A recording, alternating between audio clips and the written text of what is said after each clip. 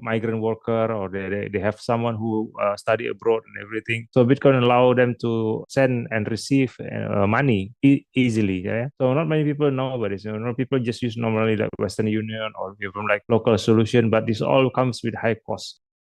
Today we have an esteemed guest. Dimas, can you introduce yourself? Hi, Hasan. Thank you very much for the opportunity. Hi, my name is Dimas. I'm based in Bandung in West Java, Indonesia.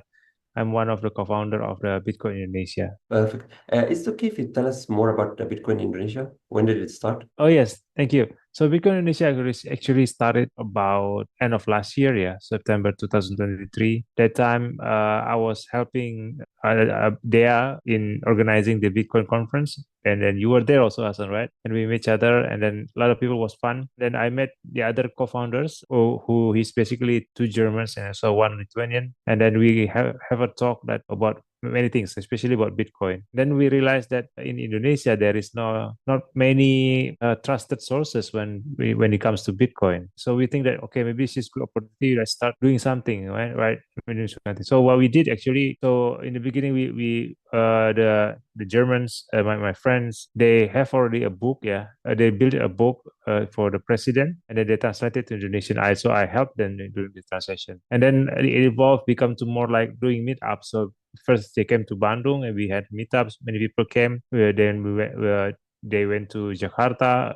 Many people came, and then in the end, now we have more than 26 meetup happenings, Bitcoin only meetups happening for free in every month. Yes, and this is such so amazing. And the other So, things that Indonesia we is just very big. Like, so right now, I guess like you're almost covering the whole Indonesia if you have 26 meet. no, just it's tiny fraction, I think. Yeah. Yeah, I mean, like at least the biggest cities in the country. Yes, because it is. I think we are, and the next month we are gonna break 30 cities. So, well, what is amazing about this meetups is like it's for free, and then all being run by independently by volunteers, by our community leaders, and this is because they are passionate about Bitcoin and they want to build a Bitcoin community, and then they want to increase understanding about Bitcoin. So I think for me, this is one of powerful tools. We don't ask them to do anything. Right? They are running independently. It's amazing. Yes. Perfect. So it's like a decentralized fashion, if you may say, is it? Yeah, decentralized fashion, decentralized network, and then fashion. But Yeah. now we have already in Bali, a Bitcoin House Bali. I think this is one of the one big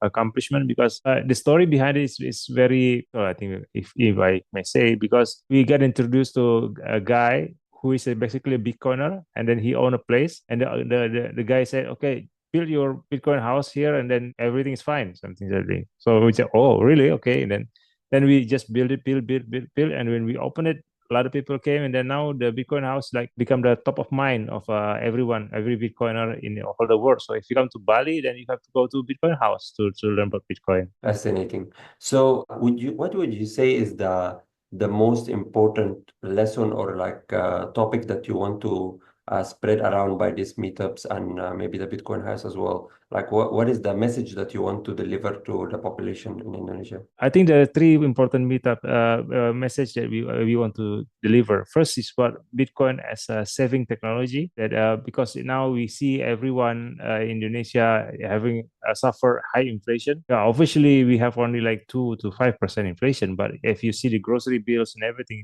I think it's range about 10% or 15%. And then the It could be secondly, what some things about that are even as 50 high as 50%. 50%? Yeah, Do you think? yeah. Some things obviously like maybe not the vegetables, but because the vegetables are grown locally, but maybe some other goods that are exported.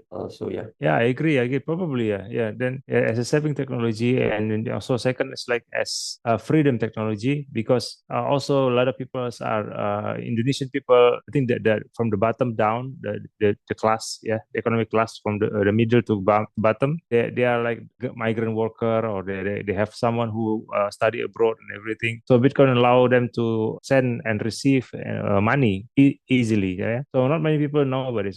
People just use normally like Western Union or even like local solution, but this all comes with high cost and things like this, right? And the third one is about decentralization.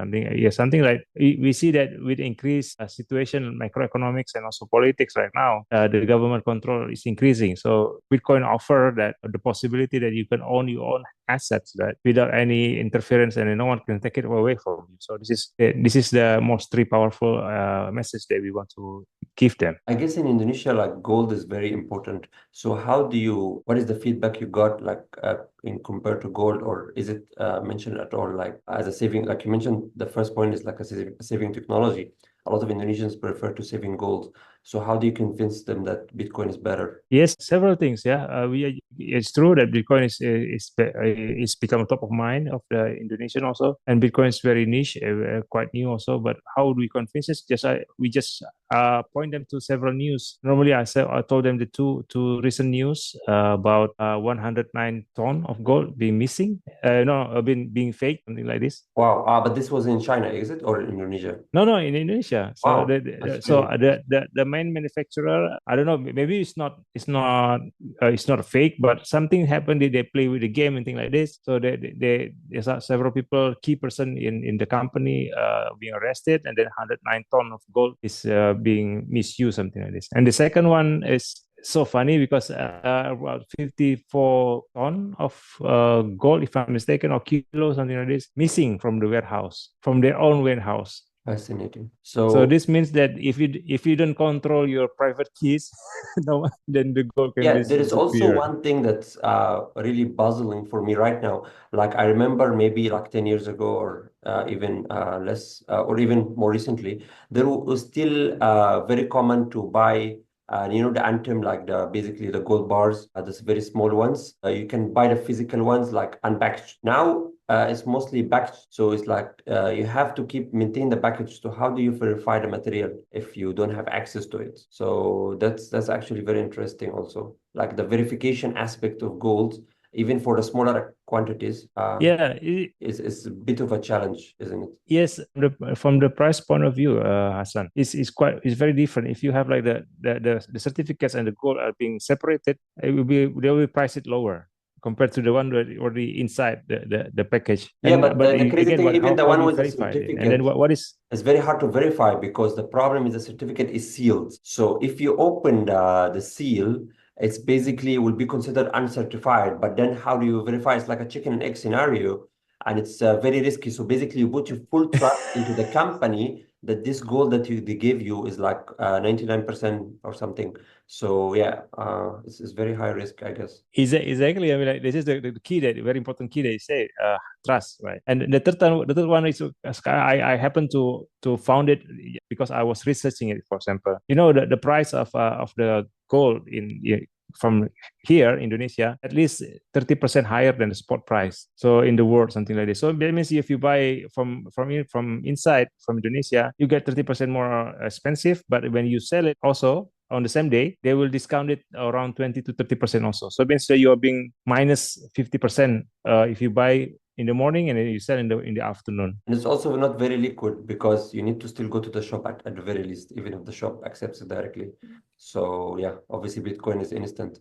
But okay, so how do we also like do you feel that the ecosystem or the infrastructure supporting Bitcoin, like obviously Bitcoin is intentionally to be B2B. So this is the white paper and this is the true intention of Bitcoin to be B2B. But people usually go to the convenient route, which is like buy through exchanges and instead of like searching someone else who has it B2B. So do you think the infrastructure is already sufficient, or is there something left to be desired? Yeah, I think there's a lot of improvements that need to be can be done, right? Something, for example, the education about self custody needs to be done, and then also in our meetups we normally teach people how to buy and how to sell. So the easiest for us to orange pill someone is like, hey, you have some fiat, maybe some 10,000 rupiahs, 50,000 rupiahs, and I have some Bitcoin. Do you want to exchange, for example? Something like this, like you can see, become like a peer to peer, something like this. So they get the experience, and some improvement that we wish that the exchanges in Indonesia Indonesia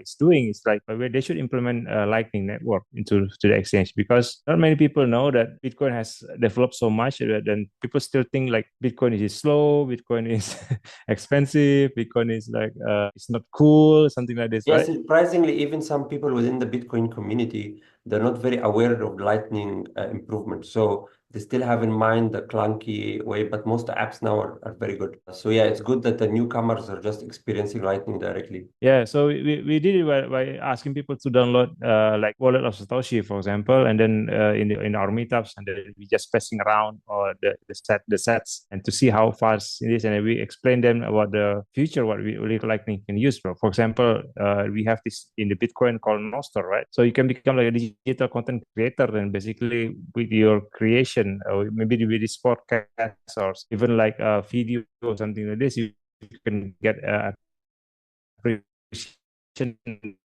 directly via Zaps, via like internet. Yeah, it's Yeah. pretty fascinating. So what do you think the most common like maybe feedback that you got from the community so far? I think the first one, they are confusing about what is Bitcoin basically. This is number one. What is Bitcoin? And also, is Bitcoin halal? Because around 80, 90% of Indonesians are Muslims, right? So they never see this kind of money before. And then how we approach that is it's like we have now a program from El Salvador called My First Bitcoin program. This is an online diploma program that we get a licensing from El Salvador directly. So this program is open source and already been run through 32 countries. And in Indonesia, only us, Bitcoin Indonesia, has the license to do it. So what we did is basically this in this My First Bitcoin program is this 10 weeks program where in the first 5 chapters we only talk about money. What is money? How is money being created? What is the history of money? Who controls it? And what is the problem and everything? And the last 5 chapters we talk about Bitcoin. Who is Bitcoin? What is history? Satoshi Nakamoto problem, the spending and everything. So we hope by we keep doing this to misconception now about what is Bitcoin, and then is Bitcoin haram or something like this. It can be slowly diminished. We cannot, yeah, we try also sometimes go to the higher level like government and everything. But Bitcoin, we know this guy as can support people already profit with this with current system. So we don't wish them to approach to adopt Bitcoin directly. So we just basically we want to go to the grassroots and build more education there. And do you have you seen any of the community like interesting in developing Bitcoin, like going to the next level in adoption, or is it mostly just only for saving? Oh yes, there are some people already approach me especially. They want to become developers and everything, and we actually prepared to launch this program in November next month. That we will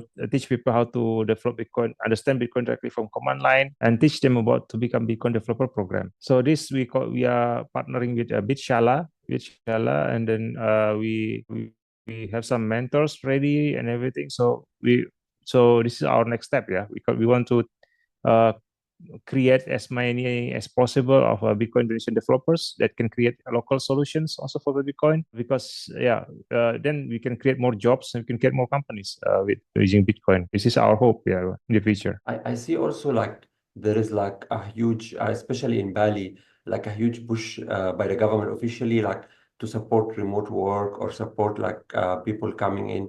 Have this had any impact on Bitcoin communities there, or it's like still mostly local Indonesian in Bali? What do you mean Like by push? right now, like let's say the Bitcoin house that you mentioned, would you say that the community there is Mm. mostly local or foreign? In the beginning, it's more foreign, but now we are because we are doing offline my first Bitcoin. We have several local people also there. So in this part of island, not yeah, in Java Island and also whole Indonesia, around 99% is all in local. So they are community members. But Bali, is it still the biggest community, or what is your biggest community in Indonesia? I think the biggest community is our, if I can say, is our local. Yeah, maybe in Jakarta, in Surabaya, this is one of the biggest.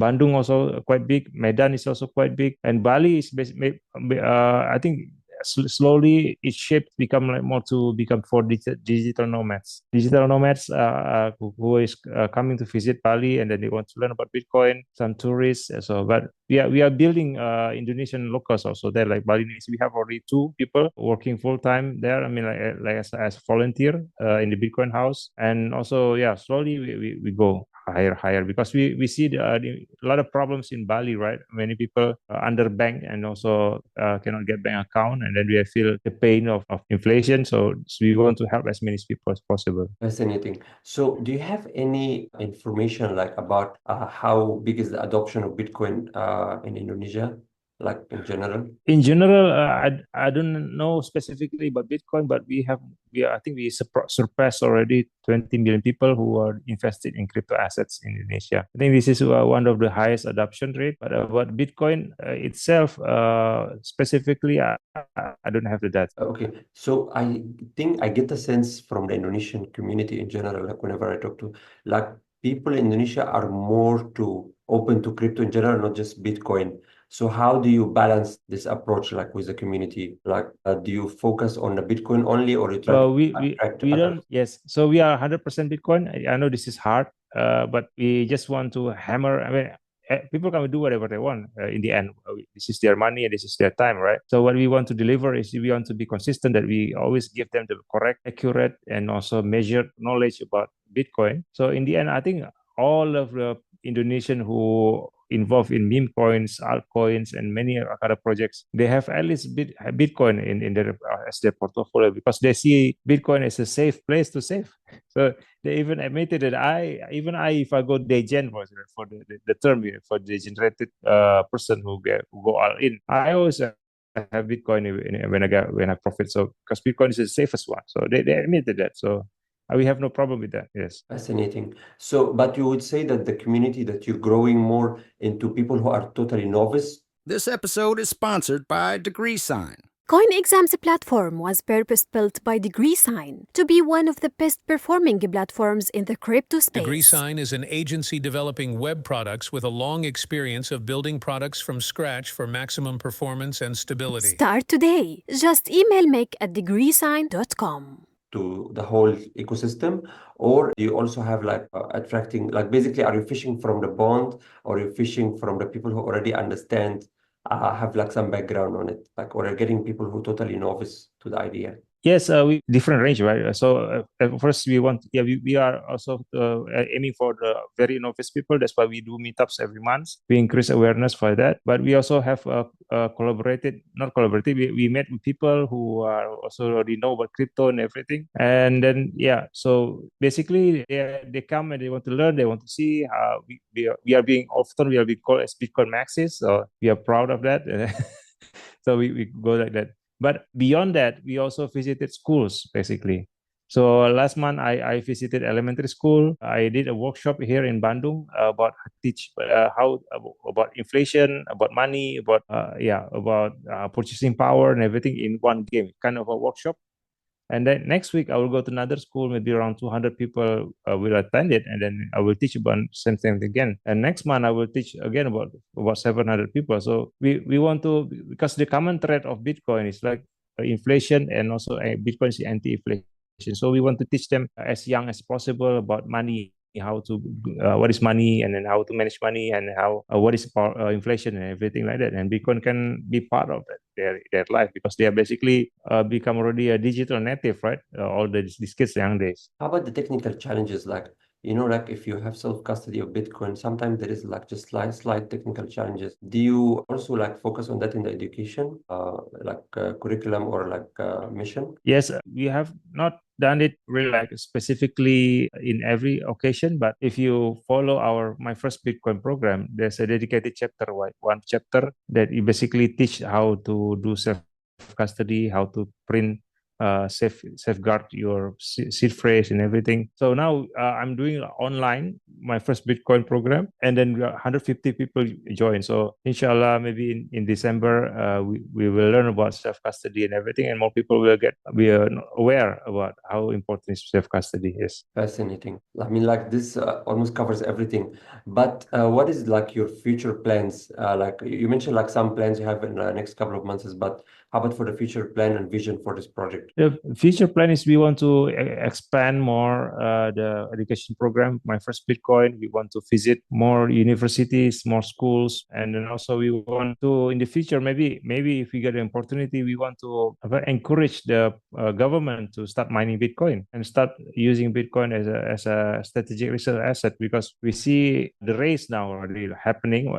Even though quietly, but we as a Bitcoiner, you see that every day governments, countries are adopting Bitcoin. So why should Indonesia cannot something like this? Indonesia is the heaven of energy, right? I mean, like this. So I think last year some statistics said last year Indonesia has about 11 gigawatts of excess electricity, and this cannot be tapped because of the rules. Something like this. This is for me is so sad, because if governments are only can just sell this wasted and stranded energy, the electricity, then they can pay that.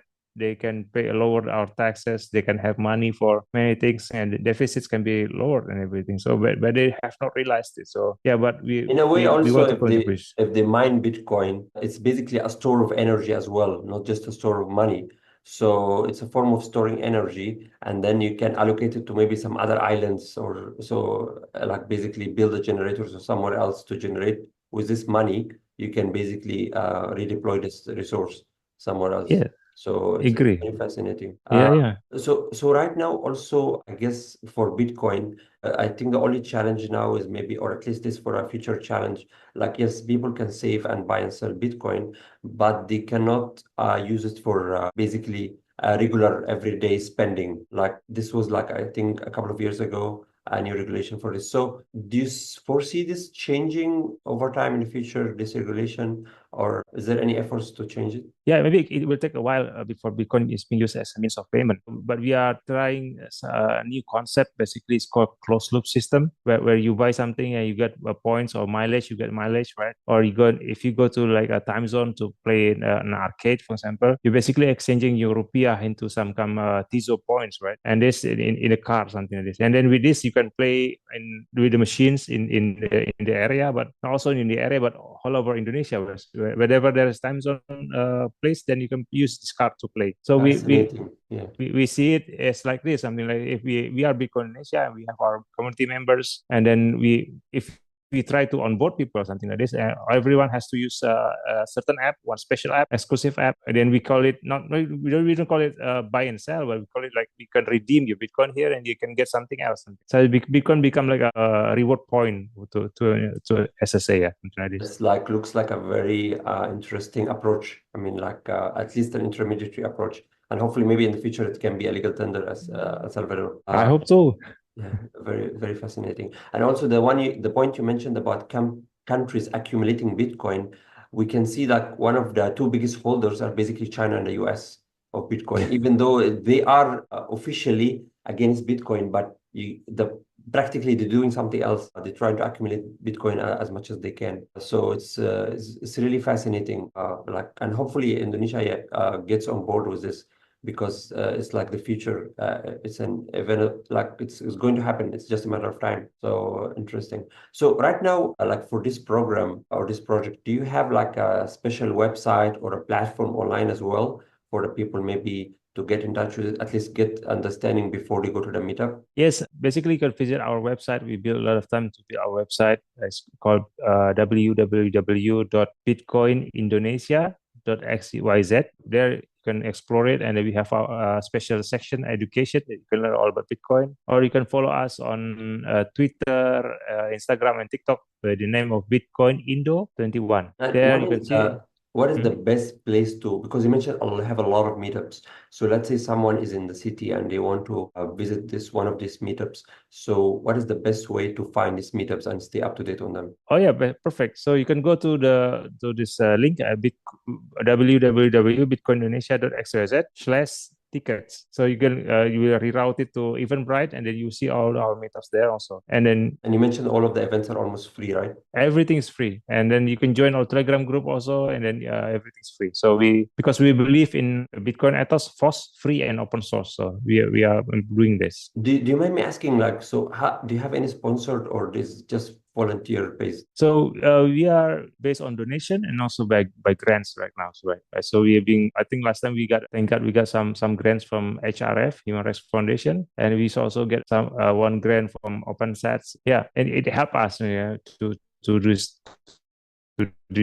work. This is fascinating, and yeah, it's good like for the sustainability as well. So yeah, hopefully there's more where that come from, and like it's just actually a very sustainable project, because it's very important, and it's most likely it's just going to grow. Hopefully, inshallah, like it's and it's very helpful for Indonesia. Thank you so much for whatever you do. Thank you. And also all your team as well. It's such an amazing effort, and such a good vision as well, and like a very good purpose. So no wonder you got these grants. It's a very humanitarian mission, basically, to improve everyone's lives. Thank you so much. How about for yourself? Is there any place that people can get in touch with you? Yeah, people can get in touch with me in Telegram. Basically, I'm one of the admins that manage our Telegram group, Bitcoin Indonesia, 21. So you can reach out to me, and then you can reach out to my Instagram also, di Mazalfa. But yeah, basically, if you contact Bitcoin Indonesia, you are talking with me. So okay, we will try to put the links in the description. So it's amazing to have this talk with you today, and yeah, have a nice day. Thank you so much for your time. Thank you. Bye bye.